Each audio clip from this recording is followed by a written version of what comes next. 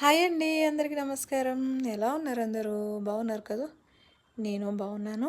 అలాగే ఈరోజు మీకు చూపిస్తున్నది ఏంటి అంటే వీడియోలో చూసారా, ఈ చిక్కుడుకాయ అంటే చిక్కుడుకాయలు నేను తెంపేటి ఈ చిక్కుడుకాయ తీగ, చిక్కుడు కాయలకి కాకరకాయ కాకరకాయకి ఒక సన్నని తీగలాగా ఉంటుంది, దారంలాగా.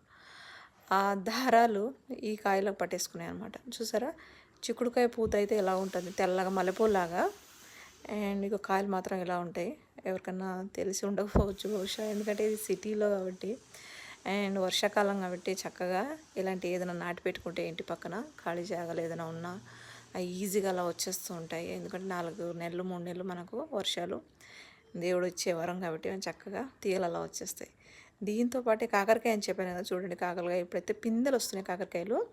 ఈ తీగ కూడా దీంతో పాటే వచ్చేసింది. దీని పూలు ఎల్లోగా ఉన్నాయి, చూడండి ఎంత బాగున్నాయో. చూస్తుంటేనే చక్కగా ముచ్చటగా ఉంది కదా.